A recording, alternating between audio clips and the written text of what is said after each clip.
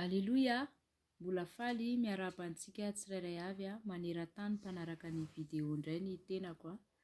Ny tenin'Andriamanitra tamin'ny sabata fa 4 ny volana May 2024 dia voasoratra ao amin'ny bokin'ny Galatiana toko 5 dia ny 7:17 ka hatramin'ny 4.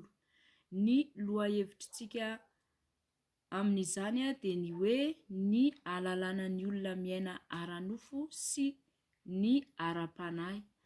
Araky ny voalazan'ny tenin'Andriamanitra, ny atao hoe miaina araky ny fanahy dia miaina sy mandeha amin'ireto toetra ireto: fitiavana, fifaliana, fiadanana, faharipo, fahamoram-panahy, fanaovan-tsoa, finoana, fahalemem-panahy, fifehezan-tena.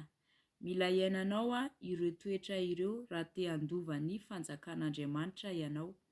Araky ny voalazan'ny tenin'Andriamanitra ihany koa, ny atao hoe miaina araky ny nofo kosa dia miaina sy mandeha amin'ireto toetra ireto: ny fijangajangana, fahalotoana, fijejojejoana, fanompo-tsampy, fitehirizana ody ratsy, fandrafiana, fifandirana, adilay, fialonana, lolo-po, fitsitokotokona, fitsiriritana, fahamamona, filalaovan-dratsy, mieboebo, mizaozao. Tsy hoe tsy mijangajanga na koa hoe tsy manompo sampy ny olona anankiray dia vita, fa mila miala amin'ny fifandirana, adilay, fieboebona, ny fizauzaoana, ny fiatsaram-belatsihy. Raha ao anatin'ireo ianao dia mila miala amin'izany fa tsy akasitrahan'Andriamanitra izany. Mila miala amin'ny toetra ratsintsika mihitsy izany itsika raha te handova ny fanjakan'Andriamanitra. Dia arovaka itsika ny tenin'Andriamanitra. Ny titra dia ny hoe tsy miaina araka ny nofo fa araka ny fanahy. Amin'ny anaran'i Jesosy, efa nantsoina ho amin'ny fahafana ianareo ry rahalahy, kanefa aoka tsy ho entina anaraka ny nofo izany fahafana izany. Mifanompo amin'ny fitiavana, fa tanteraka amin'ny teny iray ihany ny lalàna rehetra dia izao: tiava ny namanao tahaka ny tenanao. Fa raha mifandramatra sy mifampihinana ianareo, aoka tsy hifandringana. Hoy kosa aho, mandehana araky ny fanahy dia tsy hatanteraka ny filan'ny nofo ianareo. Manana filana manohitra ny fanahy mantsy ny nofo, ary manohitra ny nofo ny fanahy. Mifanohitra izy ireo mba tsy ahazonareo manao izay zavatra tianareo atao.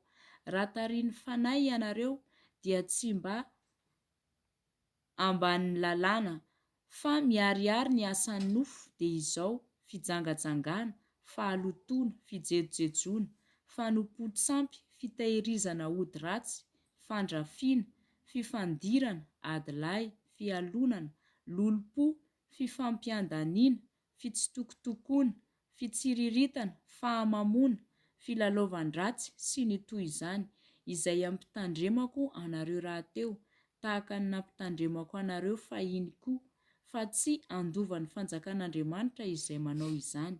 Ny vokatry ny fanahy kosa dia fitiavana, fifaliana, fiadanana, faharipo, fahamoram-panahy, fanaovan-tsoa, finoana, fahalemem-panahy, fifehezan-tena.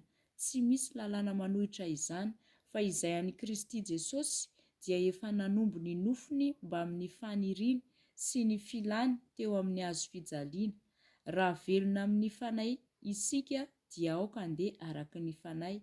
Aoka isika tsy eboebo foana ka hifampiantsy sy hifampialina. Amen.